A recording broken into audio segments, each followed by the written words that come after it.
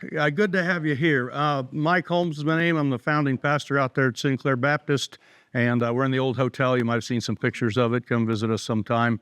Anyway, it's a blessing to be here. I have some visual aids here that we've kind of handed out. I'm not sure if everybody got one or not.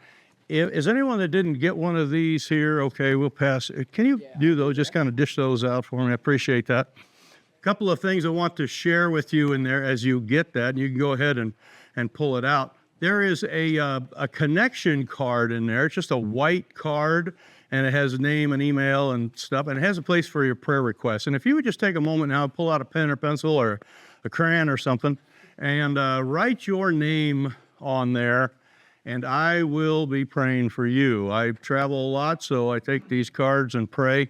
And if you write your name on there, and then further down, you can put a prayer request. And we've already shared some, but if you maybe reiterate one of those prayer requests on there, that would be great. And of course, your email and mobile number would be good on there too. We'll stay in touch. Trying to stay in touch with everybody is a challenge in this day and age. We all know everyone connects on, this one does Facebook, and this one does Messenger, and this one does texting, and this one does smoke signals, and, that kind of stuff. Some people answer voicemail, some people don't do voicemail, et cetera, et cetera. So, but we'll start, and we'll try to stay together, and I think it's important for us to be together. So go ahead and take some time, and if a prayer request comes up during the message there, write that down. I appreciate that, and again, just put your name on there. And I'll be having you in some prayer time as I'm driving. I keep one eye open, though. All right, just to let you know. A couple other things there. The bigger card, if you got one of those, so larger card, one of the things that we say is to reach young families, you got to do young family things. And so we try to print a card out every year that has sort of our spring and summer schedule stuff on it. And this is just as an example for you. Wanted you to have one. We printed several thousand of them, and we're handing some out. We're doing an Easter egg hunt this week. I know you think, well, Easter has already happened, but we're just kind of slow on things. Those egg hunts in March in Wyoming at our altitude don't go well. We'll probably have 500 people at an egg hunt, which is amazing for a town of 300 and some. We're usually the largest one in the county, and so it's a great just opportunity. And we hand this kind of literature out to everybody and then invite people into our building so that we can see our Sunday school area and kind of let them see what the children's ministry is all about. So that's what that's all about. And so that's just a sample. And then this is just some of the training stuff that we do. We have a YouTube channel there on Reach Keep. That's sort of the name of our digital ministry, and you can go on Reach Keep there and take a look at a lot of the things we train are there, and you can subscribe and get good stuff. I don't know about you, but on your computer, lots of times when you go visit or you go shopping, all of a sudden these different things kind of pop up. The way that works, I have no idea, other than I would rather have good things pop up when I go to YouTube than other things. So right now it's like fishing videos keep coming up, and it's like, oh, that reminds me what I need to do to go fishing, But if you want ministry encouragement and how-to kind of stuff, and most of our videos are just really short, practical, how to get things done. And then this, the last thing, is your sermon notes here. Are you going to take notes today? You need a crayon? Here, I got an extra one for you. Anyway, we're going to fill these blanks in here as we kind of go through. And this session, when Pastor Sprecher and I talked about this quite some time ago, the idea was to really spend some time talking about some of the how-tos of relational stuff. Our people in this day and age have more relational needs than they did years ago. Life is different now. Our Carbon County School District, number one, had a statistic they put out not too long ago. 75% of the children in our school system are in some type of step situation of one level or another. It's the same in your community. Step situations automatically mean broken relationships have happened, and new relationships are happening. We need to be on the forefront with relational stuff. We also have a tremendously more transient society where people are moving back and forth across the country. Yours, mine, and ours. We got 3 jobs, people working, all that kind of stuff. People need relationships. They need someone to reach into their life, and we're the ones that need to do that. And so I want to talk a little bit on the how-tos.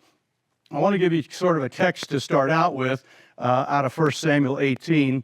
And this is, I'm not going to preach through all this, and some of you are very familiar with the David and Jonathan scenario. David, of course, killed Goliath, and shortly after that, the relationship starts that we know of with David and Jonathan. And if anyone helped David through all the stuff, a physical person, obviously he cried out to the Lord. Obviously he was a shepherd, spent time with God. But so much of his times when he was down and in full confusion, okay, when the guy that hired you is trying to kill you. Some of you might feel like that if you've ever been an assistant pastor or whatever, all right? But yeah, Saul's going after David. He's like, what's the deal? He signs my paycheck, and now he's trying to javelin me, But David had a relationship with someone named Jonathan, and Jonathan touched his life.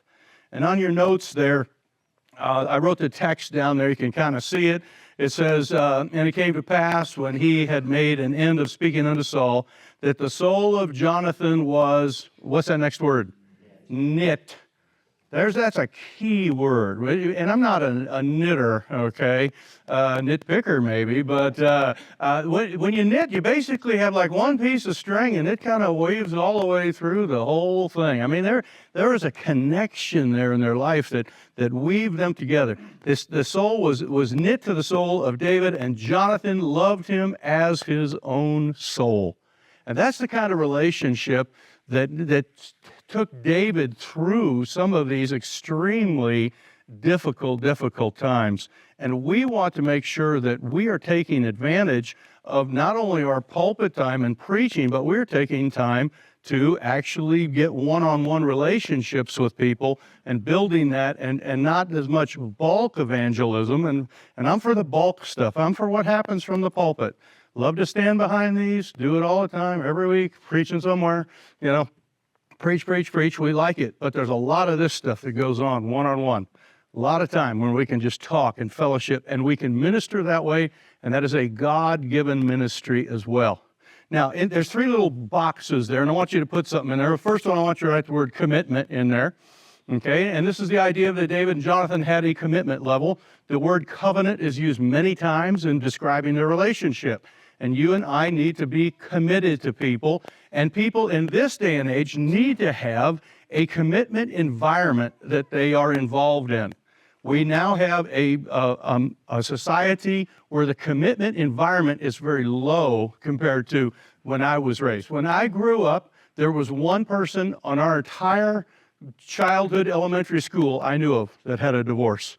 There was a lady down the street, or a girl down the street, and her mom and dad were divorced, and it was like, it was kind of weird because they were like, wow, a divorce. What's happened? I mean, one, okay? Now it's everywhere. Commitment environment's not around. We need to have a commitment environment. And so David and Jonathan had that, and there's many verses that talk about that. The word sacrifice is what I wrote in my second box there, okay? And this is where Jonathan gave his stuff to David. He gave him his time. He gave him his effort. He snuck out and spent time with him. He gave him his sword and his bow and a lot of that. And there's a level of sacrifice that comes in a one-on-one relationship that doesn't come in a pulpit relationship. Now, I'm for, again, pulpit relationship, and you sacrifice your time and you study, you work things out. But when you have to go out to do things and spend some time with somebody on their ranch, or changing their tire, or watching their kids, or, talking with them till, who was talking about it the other night, 1 a.m, I think it was, we've all done that. There's a level of sacrifice that is not found here that is found in one-on-one relationships, and Jonathan certainly did that. And he risked his life many times just for that relationship with David. The last box I wrote was the word delight. You can put that in there. And this is the idea that you and I need to delight in our people. We need to love our people and love the people that, whether they're your people or not, whether they're church members or not, you need to minister to folks and you need to love them. We are in the people business. And I'm afraid sometimes guys spend more time delighting in the pulpit than they do delighting in the people. Okay, they spend more time loving what goes on here. And some of us are teachers and trainers, and we love to dig into the Word, and we want to expound it, and we want to lay it all out there. And when it's over, sometimes we just soon walk out the door and get in our truck and go home, okay? So we don't have to talk to people. Have you ever felt that way? Yeah, it's like you want to just go. But folks, we need to delight in our people and realize that some of the best things that are ever going to happen are going to be one-on-one, talking to these people, ministering to them. I want to give you a few how-tos on some of that. I want to draw for you just a little kind of illustration here that's sort of simple. Your town here, okay, has a big old water tower, okay? That's a water tower, all right? And the water comes out of the Hams Fork River and goes up to the water tower here. All right, so they got a filtration system here. It's kind of the Kemmer, Diamondville thing we were talking about there. They work together on something anyway, to have a system. And they pump water out of here, got a big filtration plant. They do about 1.5 million gallons a day. I mean, that's a lot of water, okay, big thing. Your town has something like that too. You might have a well or whatever. But God put the water here. And then God takes the water, or the people do, and it gets up here to a plant, and if you don't, or a tower, and if you don't know how it works, the water isn't literally pumped out to all these faucets. It's just pressure from the top, and it just kind of flows back down. And it comes down here to people, all right? And it comes down through transmission lines of some sort, just domestic water, works its way down to the people, and we get to have the benefit of having water. Okay, I checked out your drinking fountain. I like it. The churches that have drinking fountains are cool, all right? Bottled water, cool, whatever. Washing, all that stuff. Very nice. We all use water every single day. It comes through these transmission lines, and we have this.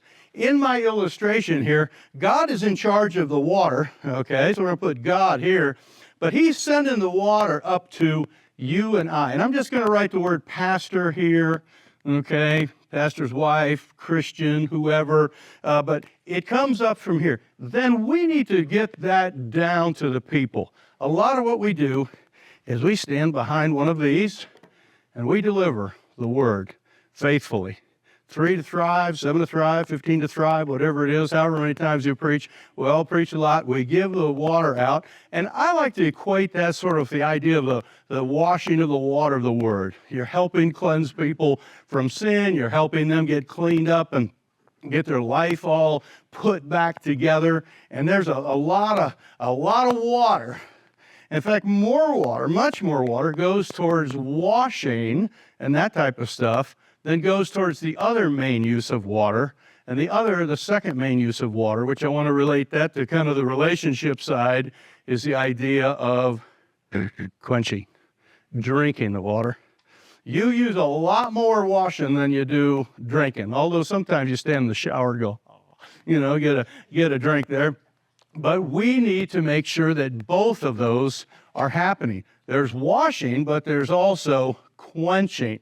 And I believe as pastors and as ministers of the gospel that we need to be out there, we need to be dishing it out, and we need to be helping people to be free from sin and learn what's going to solve their problems. We have a little saying that we teach at Reach Keep: every Sunday, solve a problem.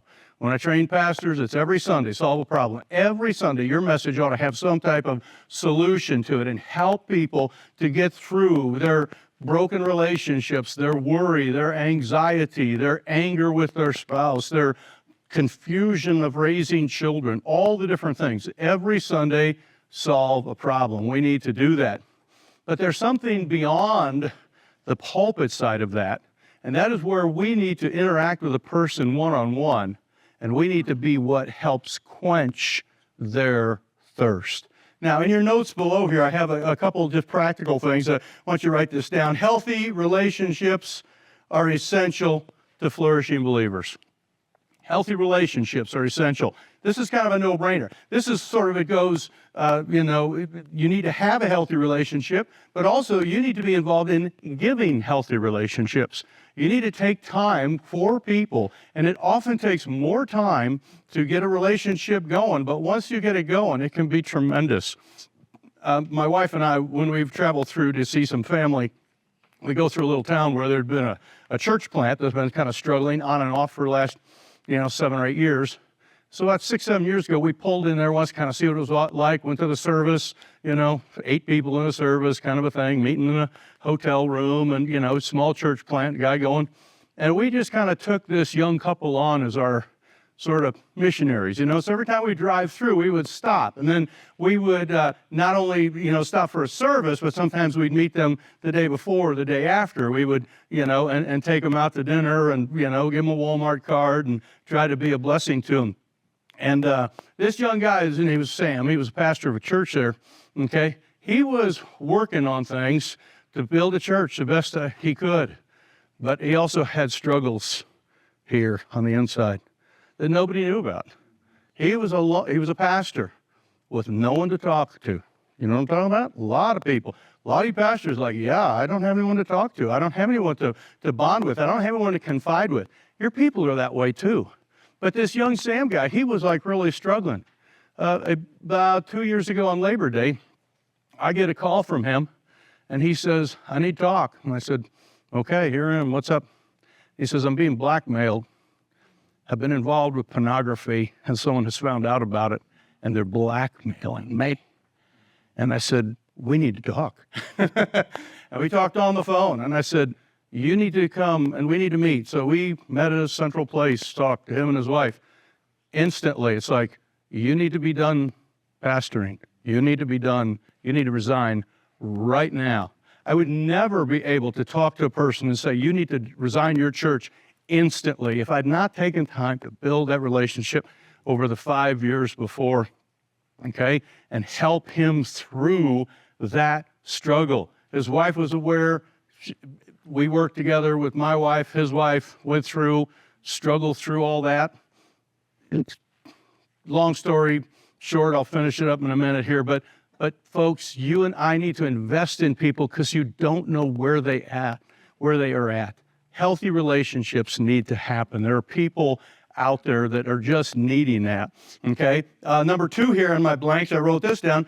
Just because there has been a thorough washing doesn't mean the thirst has been quenched, okay? Just because a person has been thoroughly washed with the Word of God, they've heard the 3 to thrive, okay? They've heard the sermons. They can tell you all the doctrine and all that, but that does not mean that their soul is quenched. That doesn't mean that they don't have someone they need to talk to, that they got unanswered questions, that they are broken in so many ways on the inside and don't have a place to go. And you and I need to make sure that we are making ourselves available. And I'll get to some tips here in just a second how we do that. Number 3, relationship building is worthy of much forethought, design, and management. And this idea of building relationships and taking time for relationships and figuring out how to build them, it is something that some of you say, well, he's just a people person or he's just good at it. Well, sometimes it's making your schedule work and then changing things around and creating the right priorities. Flip your sheet over there. Let's go through a couple of different things. In this little chart here, I've got kind of some no-brainer things, okay? And then I got a column of sort of some details. There's some Bible things off on the right there. You can kind of look at that because so much of this is supported by the Scriptures, but we don't have a lot of time to get through all this.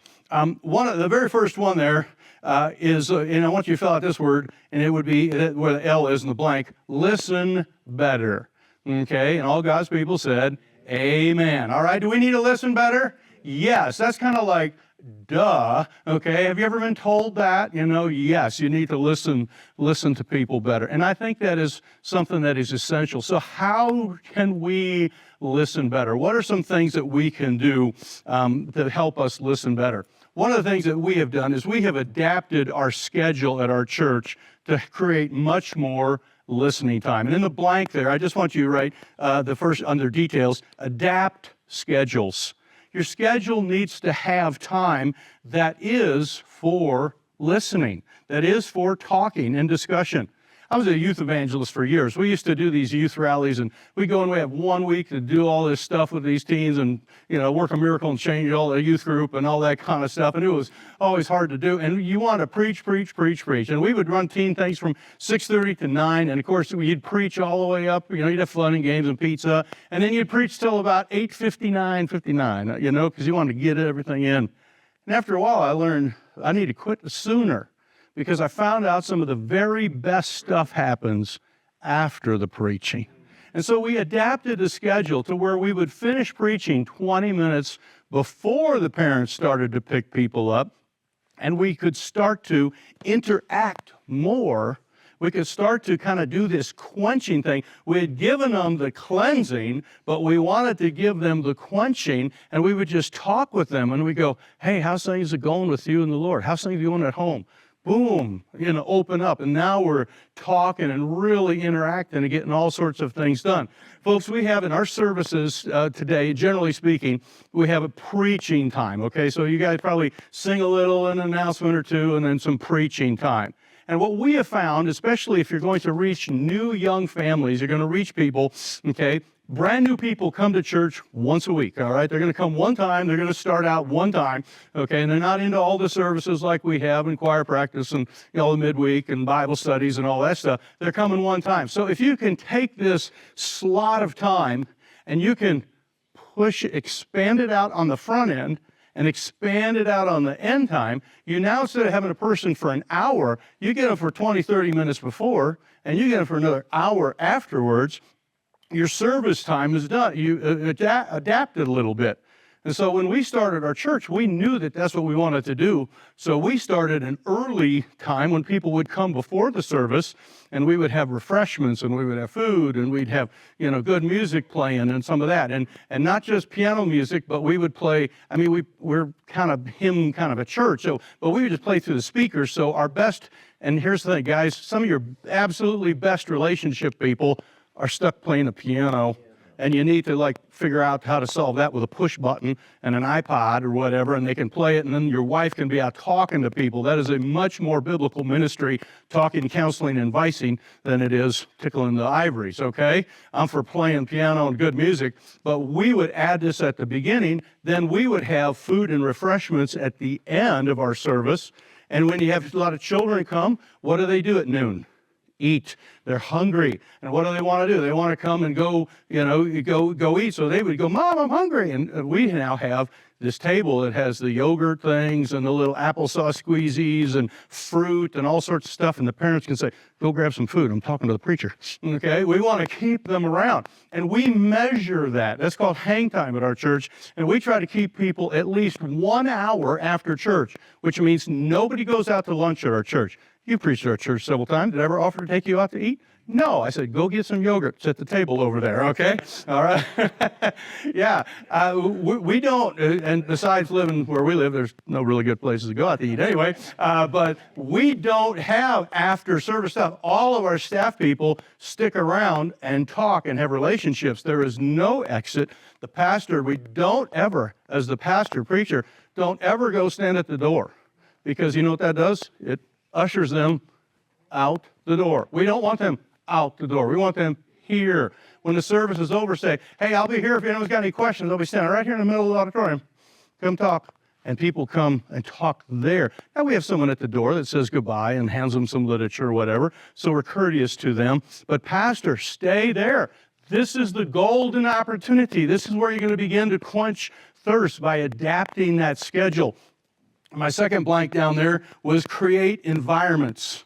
Create environments. And I kind of talked about this as the idea of, keeping, food and stuff like that around, having music where people are kind of hanging around and talking and spending some of that stuff, this handshaking time. We do something totally against, and I've read every book on church planning you can read, okay, and from all the new evangelicals to the Lutherans to everybody. And one of the things that everyone says is make sure you have a greeting time, handshaking time.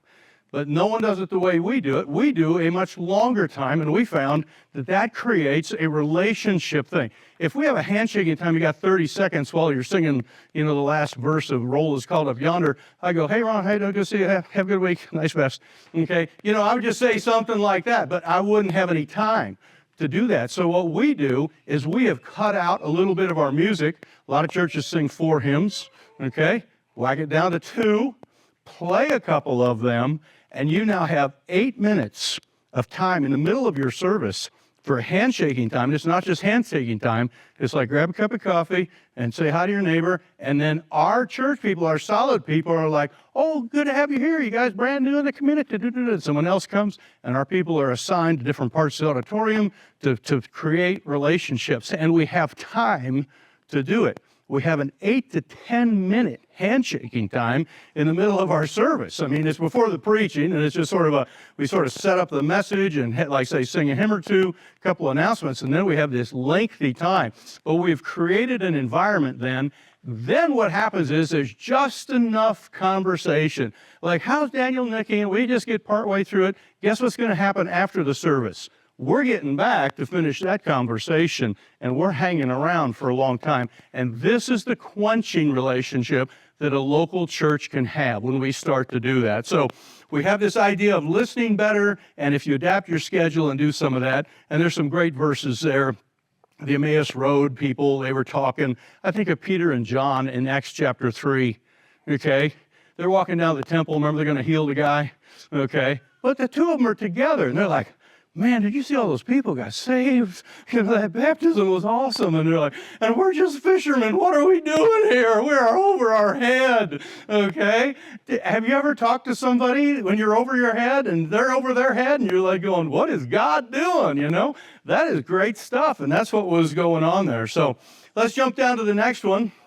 Next one down there, the no-brainer part is meaningful conversations. Meaningful conversations. And you need to have meaningful conversations happen. One of the ways that we have found to have meaningful conversations, well, I'll give you the tip here first, then I'll give you the couple blanks. One thing that we were talking about baptisms with someone here just recently. One of the things that works really well is, is interviews, okay? We do baptism interviews. We do salvation interviews. We do church membership interviews, because what is an interview? A couple of us talking. We're just sitting there talking. Someone wants to get baptized. They don't come forward and go, I want to come join the church. Come forward. All in favor? Amen. We don't do that. Okay? We spend a considerable amount of time talking to them one-on-one about their baptism. So we set up a time, non-Sunday time. Your best relationship time, too, is going to be, for you preachers, too, is non-Sunday.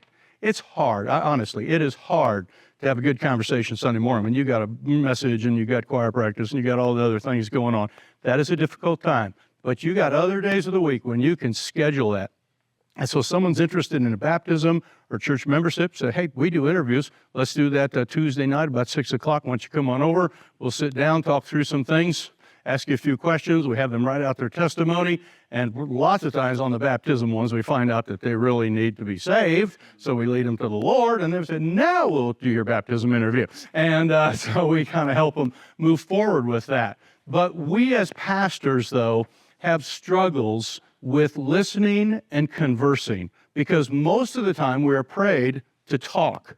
And most of the time we're afraid to talk with no response expected, okay? Like right now, I'm talking, you're sitting, very good, it all works. Someone asks a question, it's all going to fall apart, okay? You know, that type of thing happens. If someone's asking questions partway through your message on the Pentateuch or whatever, they're like, how do you spell Pentateuch, you know? It's like, oh, yeah, I lost my concentration. So you want to make sure that you are creating meaningful conversations. And Pastor, what that means, and I wrote this down, is don't always comment.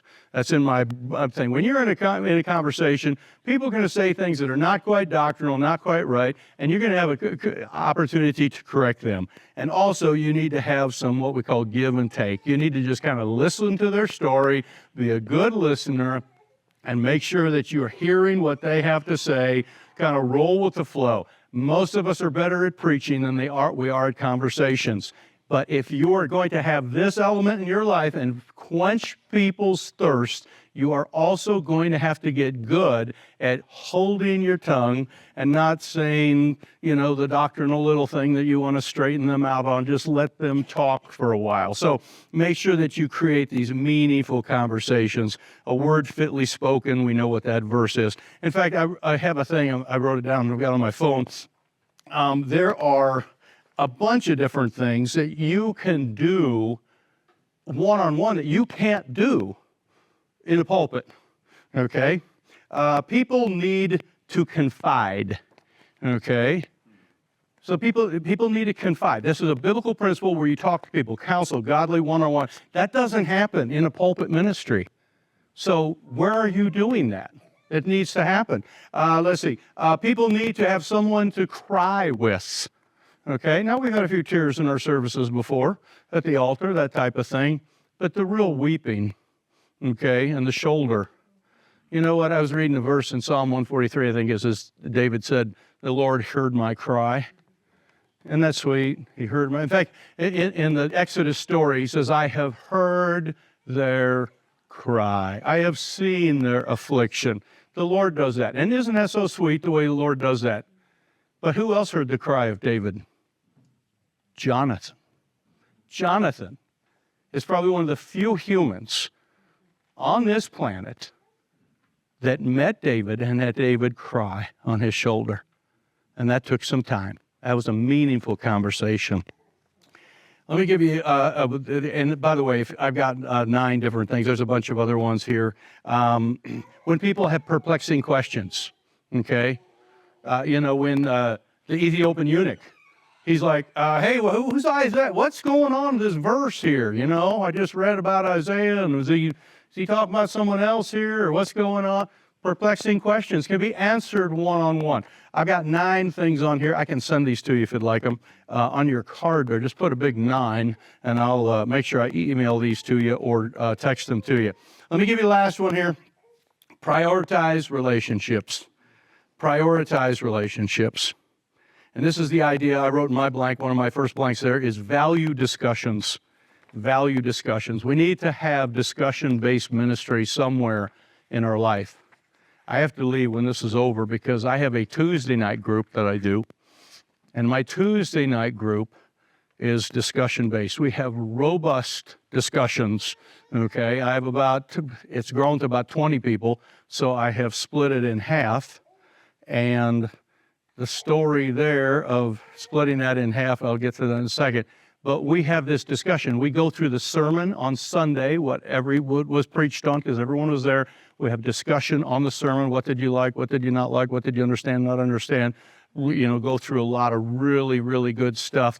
And then we're also teaching them all how to have daily devotion. So we give them a chapter to read and have them pick up their favorite verse and go through that. That is tonight at 6 o'clock. The guy that's going to be there at 5 o'clock to get it all set up and get the tables ready, who is now running the other half of the group, because you can only have a discussion with about 10 people.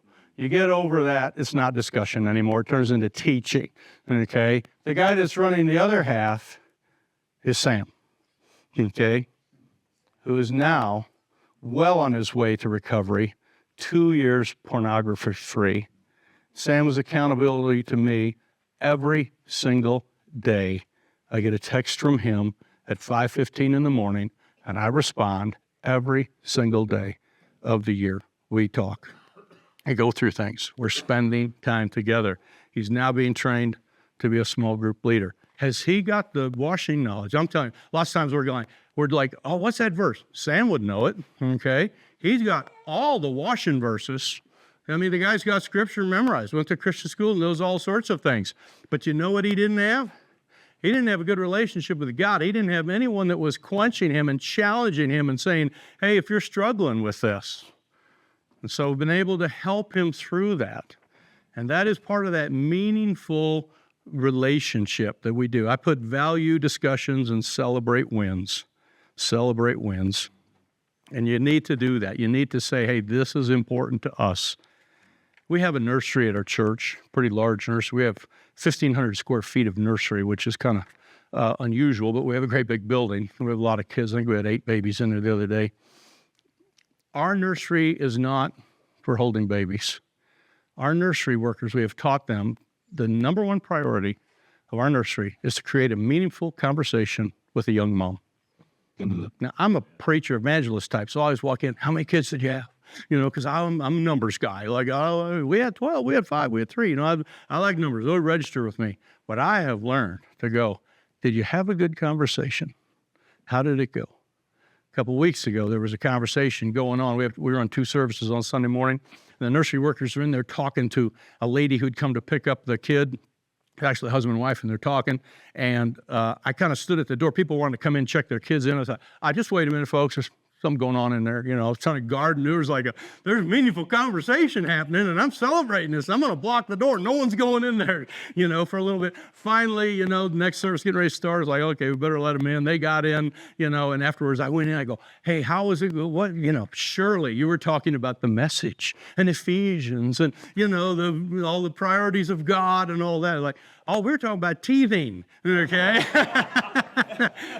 But let me say something. Mom, has had a meaningful conversation with your first child? Absolutely. And here was a mom that had a kid, never been through any of that. She needed a friend. She needed a quenching relationship. We need to have that quenching relationships. I wrote a prayer for you, okay? And it says this: Dear God, help me to be, and here's the blank, a quencher. Help me to be a quencher. Your people hear a lot of the word, and that is good, and I'm for it, but they also need to have a quenching. And you and I are the ones that can dish that out. Now, we're not going to pray it with our heads bowed and everything, but let's give it a practice here. Let's go, dear God, help me to be a quencher. A quencher. I'm not sure if you can spell that right, but anyway, folks, you and I need to do this. And the theme of this message here is there are things that are taught, and then there are things that are, what's the other word? Caught. Okay? You and I can preach, and we probably have preached the whole counsel of God to our people all over. But what are they going to remember? The time when you talk to them about their in-law or their infertility issue or their husband that's going crazy and they don't know what's going on. Folks, they need us. They need you and I face to face. The pulpit ministry is so important, but the quenching ministry is equally as important. And I just beg you to ask God to help you be a quencher. Rearrange your schedule, change things around. Don't be afraid with anybody else. That's a nice thing about being in Wyoming. Nobody cares what you're doing because nobody knows you're here, okay? You can kind of exist and do things and no one knows, So when we did it, we adapted our schedules and do some of that stuff. It was like, wow. I remember Wally and Norma came to church once. Afterwards, Norma came up and everyone was talking. So it's like at 45 minutes after church and no one has left. And they're all talking. And Norma was like, how do you do this? I mean, she was just like, and Wally's over talking doctrine and church planting with somebody, Nikki came in once, and Daniel, they were there at our church once, and Nikki's sitting there, and she goes, this place smells like growth. That's what she said. And it was that was such a cool thing. Folks, we need to reach people, and it's relationships that are going to do it. So, all right, Brother Ron. Or that.